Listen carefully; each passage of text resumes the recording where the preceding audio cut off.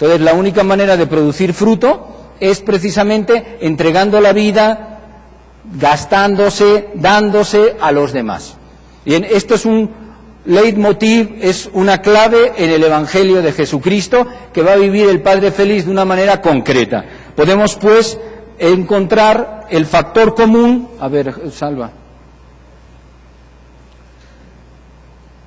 El factor común de todos estos elementos es: se llega a la resurrección, se llega a producir fruto a través de la entrega de la vida. Y ahí es donde entra un poquito nuestro Te Deum, el Te Deum del Padre Feliz, ¿verdad? Si tú tienes la certeza de que el fruto lo da Dios a través de la entrega de tu vida, como Jesús, entonces pones tu vida en sus manos. La suerte es suya. El Señor, en el último momento de su vida: Padre, en tus manos encomiendo mi espíritu. Es decir, te dejo a ti el fruto. Tú haz que se vea el fruto de la muerte. Al fin y al cabo es eso.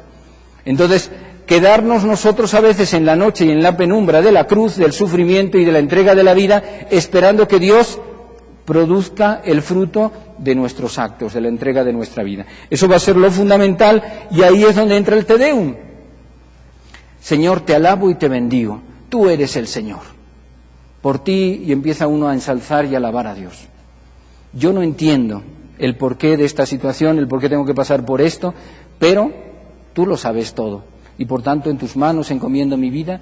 Tú me harás triunfar al final, me levantarás al final, y ahí entra el Te Deum, ¿de acuerdo? Entonces el Te Deum va a ser nuestra oración que nos va a ir llevando, porque siempre que encontremos cruz y sufrimiento, desde la dimensión del amor y de la fe que decíamos al principio, el amor que siento de Dios y la fe con la que yo respondo a ese amor, entonces viene la oración de alabanza. Señor, tú lo sabes todo. Yo pongo mi vida en tus manos, yo pongo esta situación en tus manos, tú sabes cómo va a acabar. Yo sé que tiene que ser en positivo, tiene que ser salvador este evento, ¿no? Muy bien, pues vamos entonces, después de estas claves, a comenzar un poquito lo que va a ser los acontecimientos de la vida del Padre Feliz. Voy a enumerar toda una serie de acontecimientos y luego me voy a detener solo en dos. Vamos a ir enumerando algunos. Todos están sacados de su autobiografía. El primero que tenemos es la enfermedad en la mano. ¿Qué fue lo que produjo en él? No era simplemente decir, bueno, pues la enfermedad de la mano no tiene otro significado para nosotros teológicamente de fe que se pierde su vocación. Si él no mejora de su mano, como vamos a ver en los acontecimientos, en los textos, toda su vocación de ser misionero y de ser sacerdote se viene abajo. Lo importante no es si puede mover su mano o no puede mover su mano, sino lo que significaba la mano. Si la mano no mejora, su vocación se pierde. Eso es pasar por la cruz. Y llegar al sacerdocio y llegar a ser misionero significa la Pascua. Entonces, fíjense ustedes, todos los acontecimientos son así. Uno pasa por el sufrimiento, pasa por el dolor, pasa por la prueba de la fe, y a partir de ahí llega a la meta, ¿no? Y un día se ordenó sacerdote. Y un día llegó a ser misionero. Pero antes tuvo que sufrirle bastante, ¿no? Entonces la Pascua, el misterio pascual, ese lo vamos a ver con detenimiento. La segunda, la decisión de sus superiores de aplazar otro año más su ordenación. Forma parte de alguna manera de lo otro, ¿verdad? Es decir, se le interrumpió cuando tenía que ordenarse, y dice, otro añito más, a ver. Y entonces uno siente como que, Señor, no va a llegar nunca a esto. La prueba de la fe. Y entonces siempre la prueba de la fe es, ¿voy a confiar en el amor de Dios? ¿Voy a confiar en sus promesas o no? Parece ser, los acontecimientos parecen decir que no, pero yo voy a creer, voy a confiar, ¿no? La respuesta de la fe. Tercera, las crisis de su hermano en formación. Sabemos que su hermano también fue sacerdote, ¿verdad? Entonces, su hermano también tuvo una serie de crisis que a él le hicieron sufrir, ¿verdad? Y dudar de que él llegara también a ser sacerdote. Los sinsabores de su estancia en Colombia con los dos colegios y los roces con su hermano de congregación, el padre Gobán. Bien, tuvo altercados con un hermano de congregación en Colombia. Y luego ese mismo hermano de congregación con el que había tenido sus más y sus menos, se convierte en su superior en Barcelona. Bueno, para que vean ustedes por dónde van los caminos del Señor, ¿no? El fracaso de Colombia. Cierran las casas de Colombia. Imagínense ustedes que el año que viene, que tenemos nuestro capítulo general, dicen los superiores, cerramos Hueso.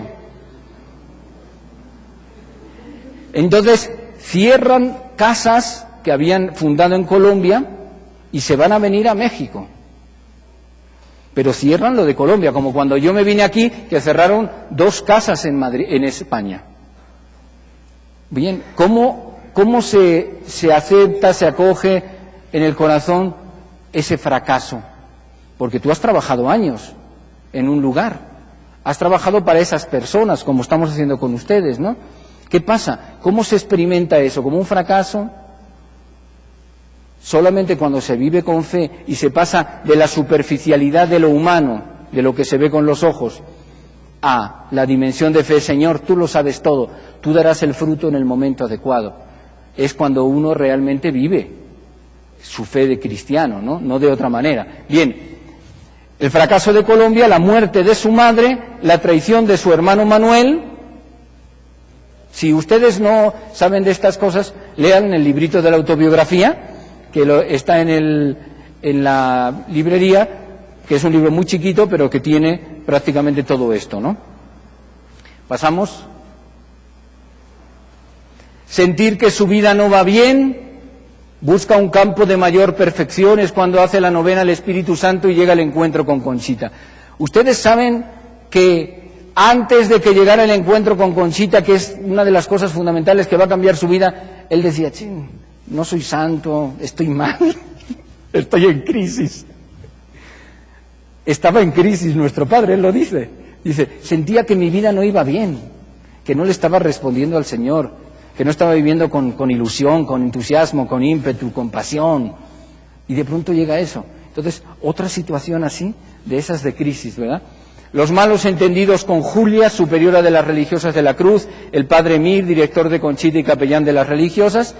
No me detengo, pero es toda una historia en donde cada uno de esos tramitos se llega a la Pascua, se llega al triunfo, se llega a la vida, pero a través de sufrimientos, desengaños, chismes, todos los rollos que nos pasan a nosotros todos los días, ¿verdad?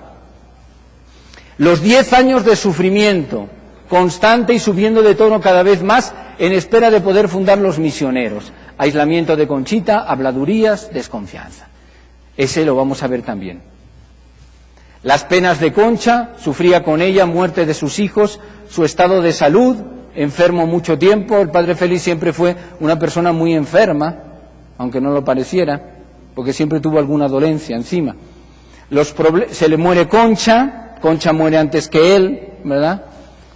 Los problemas de la naciente congregación, una vez que ya se funda la congregación, pues a buscar novicios, el mantenimiento económico, la persecución religiosa, toda una serie de elementos que le hacen pasar por la cruz y no va a funcionar esto. Y la congregación, después de tanto tiempo, ¿por qué después de tanto tiempo de que me han detenido la congregación, ahora de pronto se junta con el tema político y estamos en persecución? Dice uno. Y todo eso no lo detuvo nunca, porque tenía una fe peor que la de Abraham. Es decir, se sabía amado por Dios, sabía que las promesas que Dios había hecho se cumplirían, no sabía cómo, no sabía cuándo, pero sabía que se harían. Y así caminan para adelante, ¿verdad? Bien, nos vamos a centrar pues en esos 2 elementos, la enfermedad de su brazo, del cual depende su vocación a ser misionero y a ser sacerdote, y la fundación de los misioneros del Espíritu Santo, que son como las 2 más notorias, más fuertes, ¿no? Las que marcaron más su vida. Bien, tenemos entonces que según los médicos, vamos entrando ya a la enfermedad de su brazo, según los médicos de la época, lo que él tiene es una artrosis en la muñeca derecha. Lo cuenta el padre Félix así. ¿Lo leemos todos, por favor?